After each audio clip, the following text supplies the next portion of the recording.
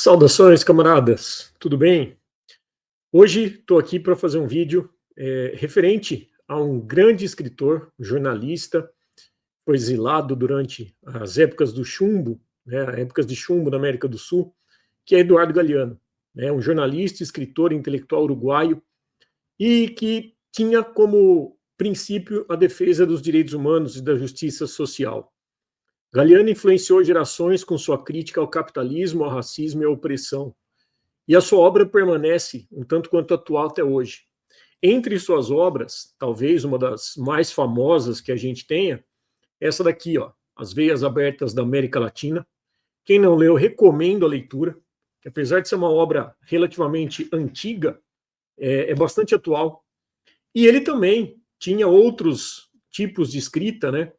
Não apenas essa voltada a conteúdos históricos, geográficos, mas também um lado humorístico, um lado de crítica sempre, óbvio, né? Mas com bastante humor, falando sobre futebol, inclusive. Tem 2 livros aqui que eu também recomendo, quem gosta de futebol, né? E futebol não é só futebol, como a gente sabe, tem esse daqui que é o Futebol ao Sol e à Sombra, e também esse outro aqui, Fechado por Motivo de Futebol. Também são livros bastante interessantes que Galeano traz essas reflexões, né, sobre um dos esportes mais populares do planeta. Um outro livro bastante bacana é o chamado Livro dos Abraços, que ele traz várias reflexões, né, dizendo aí, em cada pequena postagem, trazendo aí uma reflexão para a gente sobre a vida. E Os Filhos dos Dias, em que ele faz uma coisa bem interessante, que diariamente, né, todo dia aqui, portanto, ele traz aí algumas reflexões, né, livro que gosta e quem gosta de ler um pouquinho só por dia, né, fica aí a recomendação. Mas o que eu quero trazer para vocês hoje é em relação ao último livro que foi lançado, né, um dos últimos livros lançados. Galeano já morreu, obviamente, mas foi publicado em 2023, ganhei presente, né, essa indicação aqui. Eduardo Galeano, Ser Como Eles. E aí eu quero trazer para vocês algumas breves leituras de alguns trechos desse livro que faz a gente refletir, obviamente. Um livro que foi escrito entre 1989, se não me falha a memória, deixa eu confirmar aqui,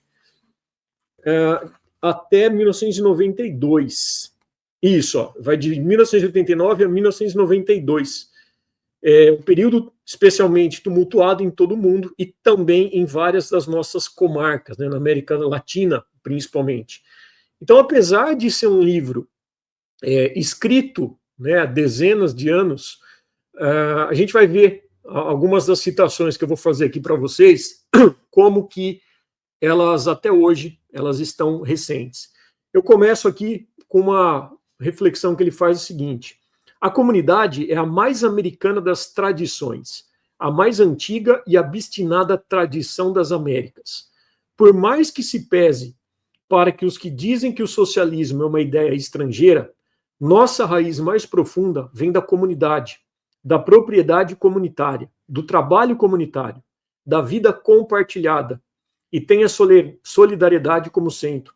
A propriedade privada, por sua vez, com a vida e o trabalho centrados na cobiça e no egoísmo, foi um produto de importação que os conquistadores europeus impuseram nas Américas a partir de 1492. Então, ele vai falar bastante, inclusive nessas primeiras partes, sobre a questão dos indígenas, né, a nossa raiz indígena que nós temos. E aí, mais para frente, ele faz uma outra citação referente ao Brasil. Em dezembro de 1976, o ministro de Interior do Brasil anunciou, triunfal, que o problema indígena ficará completamente resolvido no final do século XX. Todos os índios estarão, quando chegar essa hora, devidamente integrados na sociedade brasileira e já não serão índios. Ou seja, isso foi falado em 76, e até hoje a gente vê essa política de extermínio, de genocídio, né, que acontece não só no Brasil, mas como a gente vê inclusive na Palestina. Né, amanhã completaremos aí 650 dias do genocídio, da limpeza étnica, que o Estado farsante e genocida de Israel está penetrando ali, está impetrando a população palestina, assim como tantas outras populações originárias, povos indígenas no mundo todo. Um pouquinho mais para frente, quero trazer para vocês uma outra ideia que ele coloca aqui, né, que faz a gente refletir e ver como isso aqui também é bastante atual. As técnicas arcaicas em mãos das comunidades tinham tornado férteis os desertos na Cordilheira dos Andes. As tecnologias modernas em mãos do latifúndio privado de exportação estão convertendo em desertos as terras férteis dos Andes e de tudo que é lado. O que sabemos das culturas indígenas? O que nos foi contado pelos filmes de cowboy? E das culturas africanas, o que sabemos? O que nos contou o professor Tarzan, que nunca esteve lá? Então ele faz essa primeira crítica também em relação a isso. E ele vai além. Diz um poeta negro no interior da Bahia: primeiro me roubaram da África, depois roubaram a África de mim. Então, reflexões aí bastante atuais. E ele traz também nesse livro o chamado Dicionário da Nova Ordem Mundial. É bem interessante, né, que ele até recomenda que é imprescindível na bolsa da dama e no bolso do cavalheiro. E eu quero trazer uma única definição. Ele traz algumas definições, mas que ele fala sobre a riqueza. O que é a riqueza? De acordo com os ricos, não produz felicidade, mas de acordo com os pobres, produz algo bastante parecido. Mas as estatísticas indicam que os ricos são ricos porque são poucos, e as Forças Armadas e a polícia se ocupam em esclarecer qualquer possível confusão a respeito. Uma crítica bastante contundente aí dessa sociedade catastrófica que nós estamos sobrevivendo, né? Aí ele fala também sobre Cuba, num trecho que eu quero destacar aqui. Em Cuba, democracia e socialismo nasceram para ser dois nomes da mesma coisa, mas os mandões do mundo só outorgam a liberdade de escolher entre o capitalismo e o capitalismo.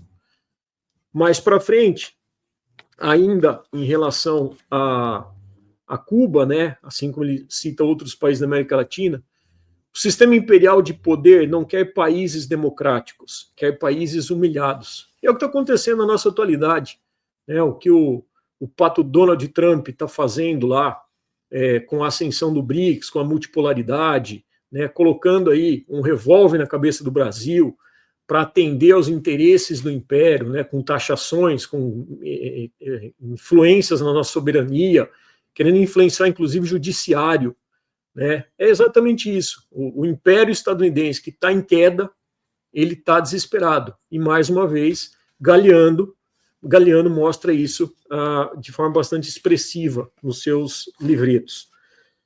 Outra coisa que ele fala aqui, em relação à questão da sociedade dita progresso, né? Como bem dizia o toureiro Pedro o Galo, se os países pobres ascenderem ao nível de produção e desperdício dos países ricos, o planeta morre. Nosso infeliz planeta já está em estado de coma, gravemente intoxicado pela civilização industrial e espremido até a penúltima gota pela sociedade de consumo. E por fim, a gente também vai ter um outro trecho, por fim não, né? Antes do fim, ele fala o seguinte: e para evitar que ninguém passe da linha, o sistema multiplica as armas de guerra. Incapaz de combater a pobreza, combate os pobres, enquanto a cultura dominante, cultura militarizada, abençoa a violência do poder. Então, uma crítica ao Estado policialesco, militarizado, que a gente, infelizmente, está vivenciando. E uma das questões que me levou a gravar esse breve vídeo aqui, parece que Galeano, lá no finalzinho, né, do seu livro, traz uma reflexão do que hoje nós estamos debatendo aí, lutando, né, mobilizando as ruas contra a escala 6x1. E Galeano traz isso daqui, né, em um trecho que eu vou ler aqui para vocês, que é bastante interessante e parece que foi escrito ontem, né, dada a sua relativa complexidade, obviamente, mas ao mesmo tempo a sua contemporaneidade, né, que mostra aí como que é um tema bastante atual e que há tempos já se vinha falando sobre isso. Então ele fala o seguinte: a vida é o que acontece enquanto você está ocupado fazendo outras coisas, dizia John Lennon. Na nossa época, assinalada pela confusão entre os meios e os fins, não se trabalha para viver, se vive para trabalhar. Uns trabalham cada vez mais porque precisam mais do que consomem, e outros trabalham cada vez mais para continuar consumindo mais do que precisam. Parece normal que a jornada de trabalho de 8 horas pertença, na América Latina, aos domínios da arte abstrata. O duplo emprego, que as estatísticas oficiais raras vezes confessam, é a realidade de muitíssima gente que não tem outra maneira de desviar da fome. Mas parece normal que o homem trabalhe feito formiga nos cumes do desenvolvimento? A riqueza conduz à liberdade ou multiplica o medo da liberdade? Ser é ter, diz o sistema, e a armadilha consiste em quem mais tem, mais quer. E, em resumidas contas, as pessoas terminam pertencendo às coisas e trabalhando às suas ordens. O modelo de vida da sociedade de consumo, que hoje em dia se impõe como modelo único em escala universal, transforma o tempo num recurso econômico cada vez mais escasso e mais caro. O tempo é vendido, alugado, vira investimento. Mas quem é o dono do tempo? O automóvel, o televisor, o vídeo, o computador de uso pessoal, o celular e as demais contrassenhas da felicidade. Máquinas nascidas para ganhar tempo ou para fazer o tempo passar, se apoderam do tempo. O automóvel, por exemplo, não apenas dispõe do espaço urbano, também dispõe do tempo humano. Em teoria, o automóvel serve para economizar tempo, mas na prática devora o tempo. Boa parte do tempo de trabalho se destina ao pagamento do transporte para o trabalho, que além disso acaba sendo cada vez mais engolidor de tempo graças aos engarrafamentos do trânsito nas Babilônias modernas. Não é preciso ser sábio em economia. Basta o senso comum para supor que o progresso tecnológico, ao multiplicar a produtividade, diminui o tempo de trabalho. O senso comum não previu, porém, o pânico do tempo livre, nem as armadilhas do consumo, nem o poder manipulador da publicidade. Nas cidades do Japão, trabalham-se 47 horas semanais faz 20 anos. Enquanto isso, na Europa, o tempo de trabalho se reduziu, mas muito lentamente, num ritmo que não tem nada a ver com o acelerado desenvolvimento da produtividade. Nas fábricas automatizadas, há 10 operários onde antes haviam 1000. Mas o progresso tecnológico gera desocupação em vez de ampliar os espaços de liberdade. A liberdade de perder tempo. A sociedade de consumo não autoriza semelhante desperdício.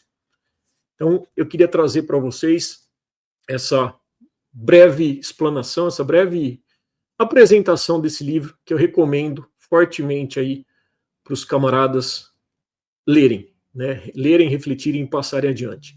Galeano, cada vez mais presente, né, a sua escrita, suas reflexões, suas lutas, e era um sujeito extremamente humano, extremamente dedicado às causas nobres da humanidade, dedicado à luta do sul global.